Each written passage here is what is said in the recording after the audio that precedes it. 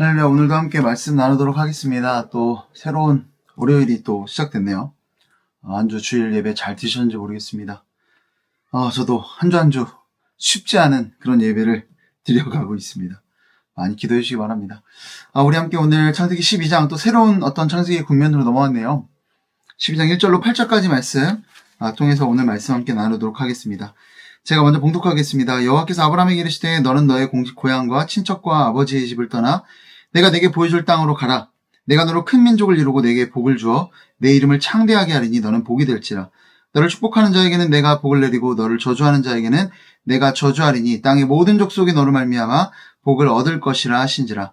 이 아브라함이 여호와의 말씀을 따라갔고 롯도 그와 함께 갔으며 아브라함이 하란을 떠날 때에 75세였더라. 아브라함이 그의 아내의 사레와 조카 롯과 하란에서 모든 소유와 얻은 사람들을 이끌고 가나안 땅으로 가려고 떠나서 마침내 가나안 땅으로 들어갔더라.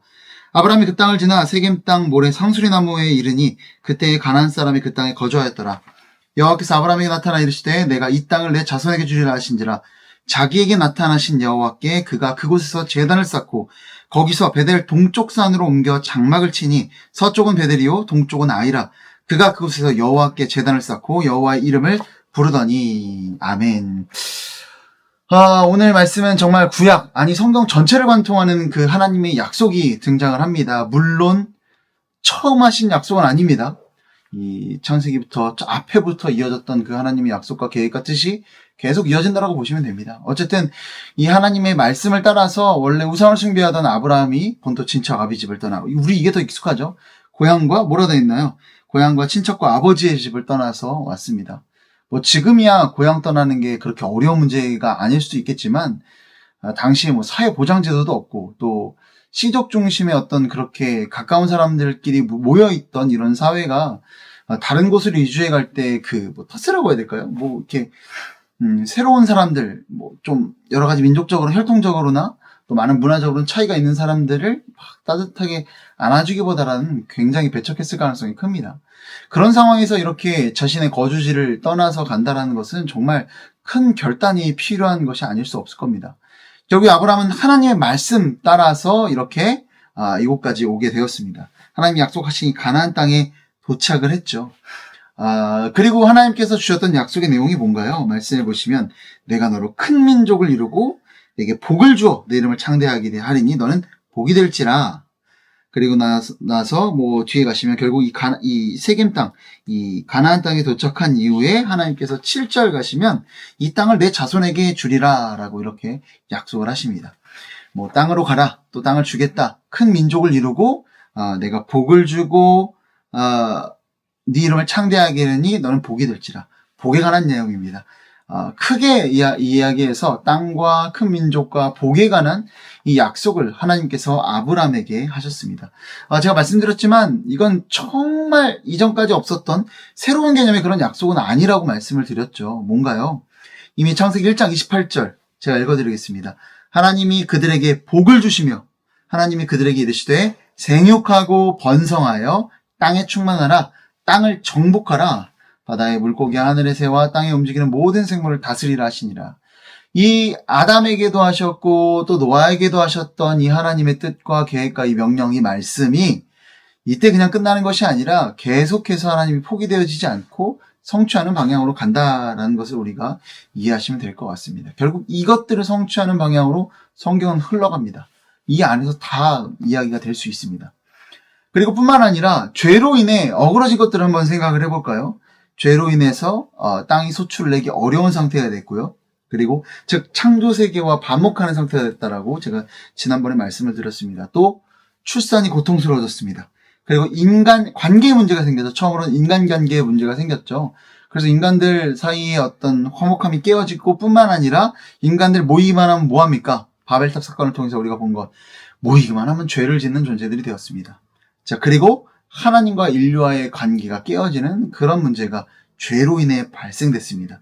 그러니까 이제 하나님이 이 아브라함을 향해 선포해 주신 이 약속은요, 죄로 인해 무너졌던 것들을 하나하나 해결해가는 그 과정이 여기에 담겨 있다라고 생각을 하시면 됩니다. 죄로 인해 무너진 것, 결국 끝까지 다 성취하는 것, 다 해결하는 것이 성경 전체 이야기다라고 봐도 전혀 무방하지 않습니다. 뭐 이 땅과 자손이나 뭐 이런 것들 하나님 나라로도 우리가 또 다 이해할 수 있고요. 그 외에도 많은 것들로 우리가 볼 수 있을 것 같습니다. 그럼 어쨌든 하나님께서 땅과 큰 민족과 복을 약속하셨습니다. 땅은 어떻게 됩니까? 이 창조세계 땅을 소유하게 됨으로 말미암아 이 어떤 땅에 대한 다스림을 회복하는 거죠. 땅이 이제 우리에게 반목했다면 소출 안 되고 대항하고 이랬다면 그것을 소유한다라는 개념은 뭐예요? 땅을 다스리는 권세를 회복한다는 것을 우리가 볼 수 있습니다. 또 큰 민족을 이룬다는 것은 어떤 출산에 대한 것도 해결되는 것뿐만 아니라 모이기만 하면 죄를 졌잖아요. 근데 모일 수 있는 상태가 된다. 어떤 하나의 어떤 큰 민족, 어떤 이 공동체를 이루겠다는 하나님의 약속, 인간관계에 대한 회복에 대한 약속 담고 있는 겁니다. 자, 그리고 복에 대한 약속은 뭐가 될까요? 그러면 하나님과의 관계에 대한 것으로 우리가 봐야 되는데 복 뭘까? 여러분 복하면 뭡니까? 복은 좋은 겁니다. 복하면 떠오르는 거, 물질의 축복, 건강, 자녀가 잘 되는 거, 뭐 등등 좋은 대학 가고 좋은 직장 들어가고 뭐 좋은 사람 만나고 뭐 하는 것마다 다 잘 되고 이런 거 우리 다 복이라고 이야기할 수 있습니다. 여러분 그런데 저는 복을 이렇게 설명하면 참 좋은 것 같습니다. 복은 하나님이 우리에게 주신 선물이다라고 이해하시면 정말 좋을 것 같습니다. 여러분 왜 하나님이 주신 선물로 이해하는 게 좋을까요? 여러분 복 누가 주시는 거예요? 하나님이 주시는 거죠? 하나님이 주신 좋은 것들 그 선물이에요. 다 앞서 말했던 건강, 자녀들의 잘됨 이런 것들 다 해당됩니다. 여러분 그런데 선물하면 선물에 있어서 중요한 게 뭘까요? 뭐 예를 들면 우리 부모님이 돌아가시기 전에 유품으로 시계를 줬어요. 근데 그 시계가 롤렉스면은 다행인데 롤렉스가 아니라 카시오짜리 3만 원짜리 시계예요. 여러분 그러면은 그게 가치가 없을까요? 아니죠. 가치가 있습니다. 왜 가치가 있습니까? 선물을 준 사람이 누구인지가 중요하기 때문에 가치가 있다라는 거예요. 여러분 그 얘기는 뭐냐? 하나님이 주신 선물이 복이라면 복에 있어서 우리가 가장 중요하게 생각해야 될 점이 뭐라는 겁니까? 그게 어떤 값어치를 지고 우리가 생각할 때 세속적으로 볼 때 값어치가 얼마나 되나 이게 중요한 게 아니라 그것을 주신 분이 하나님이시다라는 것을 우리가 기억하는 게 중요하다는 겁니다. 여러분 하물며 우리가 뭐 대통령이든 엄청나게 대단한 사람이 뭐 하나 준다고 생각을 해보세요. 그것만으로도 엄청난 가치가 생기지 않습니까? 그것처럼 우리가 복을 대하는 자세에 있어서 가장 중요한 것은 누가 주셨냐. 선물이라는 건 그렇죠. 그 사람과의 관계 회복을 이야기하고 나타냅니다. 결국 이 복이라는 것은 하나님과 우리의 관계 회복에 대한 약속이 여기에 담겨 있다라고 우리가 이해하시고 생각하면 좋을 것 같습니다. 결국 지금까지 많은 걸 말씀드린 것 같아요. 말도 굉장히 빠르게 말씀을 드렸는데 어찌되었든 하나님의 태초부터의 계획과 뜻 그리고 죄로 인해 헝클어졌던 것에 대한 회복 모든 걸 담고 있는 이 약속이 아브라함에게 하신 약속입니다. 자 이거 근데 되게 애매해요. 하나님 나라로도 풀어지고 하는데 간단하게 오늘 말씀에서요. 이게 어떤 식으로 성취돼야 하는지를 하나님께서 예표적으로 보여주는 사건이 있습니다. 그게 뭘까요? 바로 6절, 7절, 8절 간단하게 7절, 8절 말씀입니다. 7절과 8절 말씀 잘 들어주세요. 이게 지금 제가 어렵게 설명했는지 모르겠지만 이게 정말 우리에게 하나님이 보여주시고자 하시는 그 약속이고 계획이고 뜻이고 그리고 그것이 약속의 성취입니다. 읽어드리겠습니다.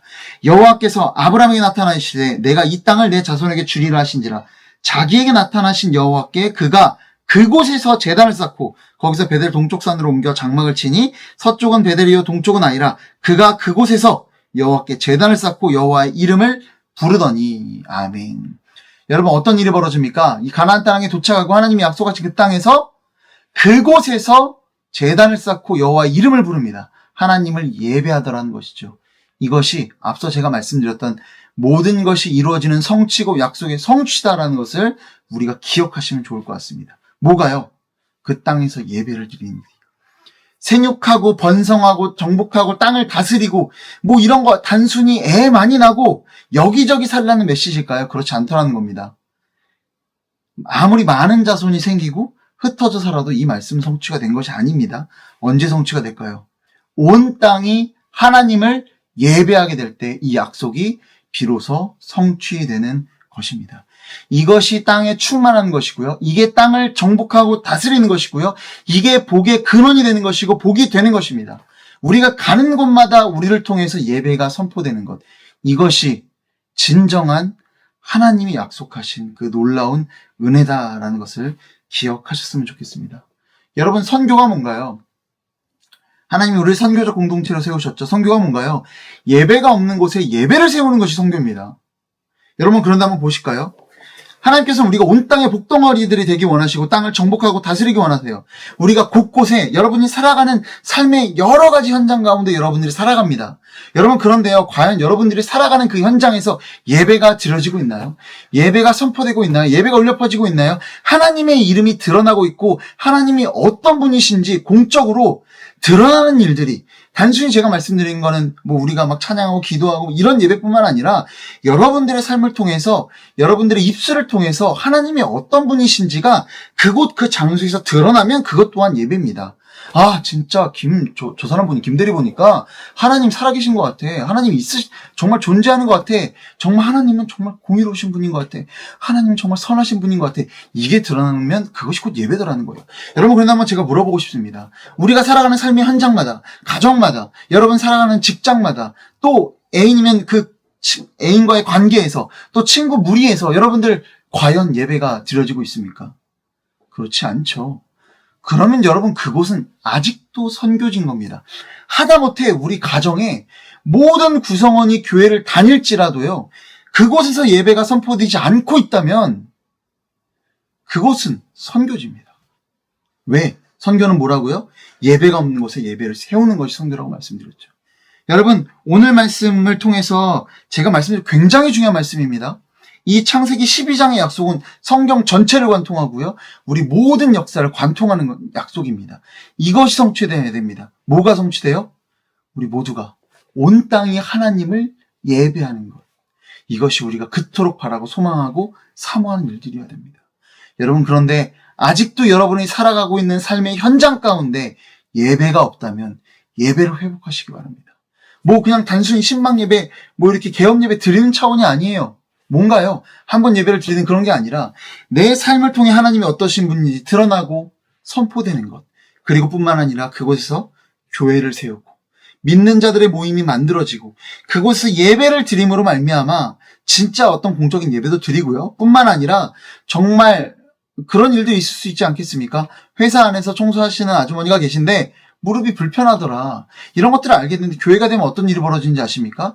그분 불편한데 6층에서 7층까지 걸어 올라갈 때마다 이 청소도구를 들고 가는데 몇 시쯤 들고 가신다더라.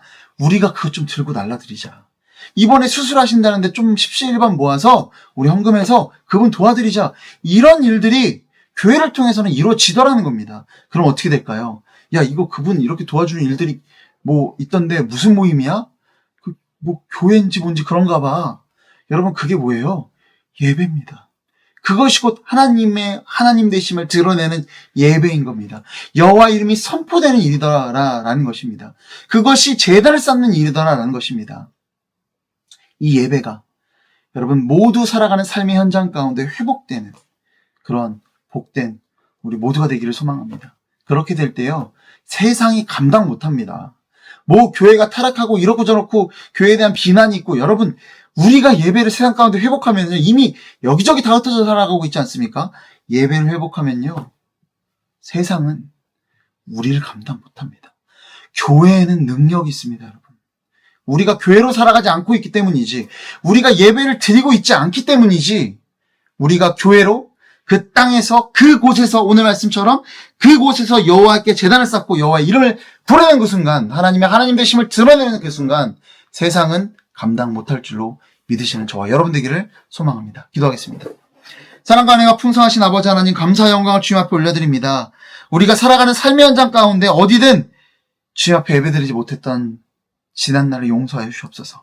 내가 살아가는 그 모든 곳곳마다 교회를 세우게 하시고, 뿐만 아니라 하나님의 하나님 되심이 우리의 삶을 통해, 우리의 입술을 통해 드러나는 그런 참된 삶의 예배자, 주중에도 예배드리는, 주중에도 교회로 살아가는 우리 모두가 될 수 있도록 주님께서 인도하여 주시옵소서. 함께 하실 주님을 믿사오며 이 모든 말씀 사랑이 많으신 예수 그리스도의 이름으로 기도드립니다. 아멘.